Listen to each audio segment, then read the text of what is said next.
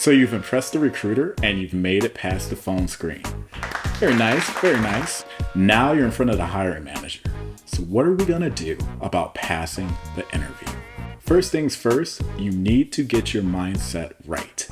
And dressing for the part is gonna help that. It doesn't matter if you're interviewing over a computer on Zoom or if you're in person. Always dress for success.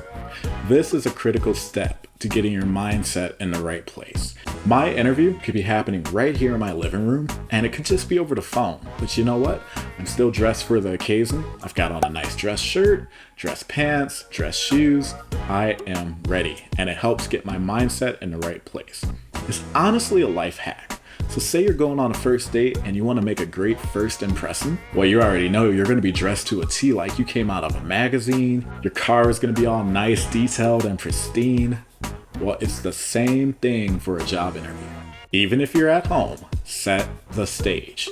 Don't show up in ripped jeans and a t-shirt. Even if that's the acceptable dress code at the place you're applying, you don't want to do that. Another thing you want to do, and it's not really required, but it's a nice little touch, is print out your resume on some very nice resume paper. It helps display that you came well prepared. So there's usually one or two things that's going to happen at the beginning of an interview. And I would encourage you to go on Glassdoor or Reddit or other sites that review interview processes to see what the other candidates' experiences have been. This can be critical to your success. If you find enough similar experiences, there's a good chance your experience is going to be the same. So John, tell me about yourself. This is the easy version most companies would do. What they're looking for is who you are. I typically answer like this. Well, I'm originally from New York. I moved here in 2007 with my family. I've got a big passion for traveling. I've been to Italy, France, Spain, and I can't wait to go back. I'm a really big lover of art, and in my free time, I enjoy studying it. When it comes to work, I am eager for growth. I know you already saw my resume, and you'll notice that I scaled from a part-time associate to the top of my company with 13 years of dedication. The reason I want to join this great team is because I can see that career growth happening here and us achieving great results together. How about you, Chris? That was the easy answer. And usually what they do after that is they tell you a little bit about themselves, their kids, their lives, why they chose the work they chose, and so forth. The harder answer, and I noticed this a lot when I was applying for tech jobs, is, so what can you tell me about our company? Why do you want to work here? When they hit you with something like that, it's best you've done your research beforehand. They're looking for an answer something like this. Well, I know Jeff Bezos started Amazon in 1994, and I have been nothing but amazed knowing that Jeff started the company just from his garage selling books. I am further amazed at our expansion from just being an online store to selling essential items I use in my everyday life. From Kindle to Alexa to Whole Foods, Amazon's reach is everywhere. And as the 12th most visited website in the world last year, this is a company I want to grow with. I want to reach the next milestone in my career, and with the services and products we provide here at Amazon, I can see that happening. What about you, Chris? Why did you choose to work here? Notice how I use we and our.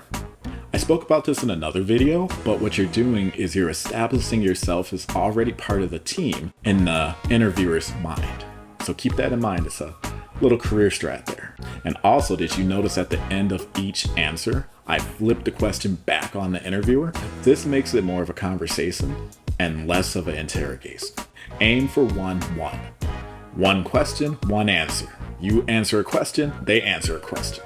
All right, so during the process, there's going to be 4 key things that the interviewer is looking for. Number 1 is real answers. So don't just answer generically, make sure you have a real example. Number 2, your actions, how you handle certain situations. Number 3, your logic. Why did you handle it this way? Number 4, the outcome. What were the end results? So notice how I said, how did you handle certain situations, not how would you handle certain situations. This is super important. You need to use real life examples from your past experiences. Never just give generic answers. For instance, can you tell me about a time when you had to establish trust with a new coworker? Well, I will make them feel super welcomed, be available to answer any questions, and show them the way. You're probably over here thinking you just nailed that answer. In reality, what the interviewer was looking for was, well, at my last job, we had a new girl named Katie. And what I did was I took the initiative to check on her throughout the day. That's how another associate treated me when I had first started. Whenever I noticed that she was struggling, I would take the time to show her the most efficient way to complete the task she was working on. Katie got so good at her work that within her first 30 days, she got Employee of the Month. What just happened in that answer? 1, you provided a real, relevant, and relatable example. 2, you mentioned this is how you were treated when you first started. That's the logic. 3, you mentioned you took initiative to help Katie. That's the action. And 4, you mentioned that Katie got Employee of the Month because of it. That's the outcome. You want to make sure you're answering every question in a similar fashion to this, because that is how they're grading you. And if you're out there and you're aiming for your first job and you're like, I don't have examples, trust me, you do. You do. Try to think back to high school when the new kid joined the class and you made them feel welcomed. And if it's a question about leading a big project or a team, think back to high school again. How did you do that? What was your impact and what was the outcome? And I had this one girl who interviewed who was just a straight up go-getter. This girl pulled examples from being a class president, joining a cheerleading squad, and I was impressed because she knew better than to just give vague answers. She gave live examples and the outcomes from the things she did in high school. Another thing that's very important is how you present yourself. Now, we already talked about dress code, but there's more to it than that. You want to make sure you provide a firm handshake.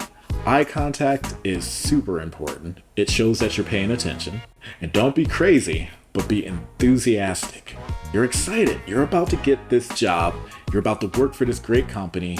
This is what you're aiming for. Be excited. You also want to smile and use voice inflection. So like when you're giving your answers. So I remember there was this one time, yeah, it was unfortunate, but because what you're doing there is you're helping paint the picture for the interviewer of exactly what you went through. And also, I know if you're young, this might be tempting. It should be common sense, but don't play with your phone during the interview. Turn it off, put it in airplane mode, but make sure you don't have it out. Even if the manager pulls away for a few minutes, chill. Just chill. Focus on the task at hand. And you might be nervous, but you know what? That's understandable. Try to shake it off. And remember, the person interviewing you, they didn't start as the hiring manager.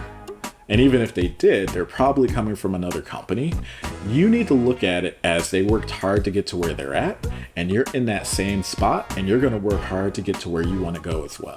Just breathe. They're just a regular person, just like you. Don't put them on a pedestal, because what's going to happen is you're going to fear them. And there's a big difference between respect and fear. So remember that. The interview is probably going to last 45 minutes to an hour, and at the end, they're going to ask you if you have any questions for them. Don't say no.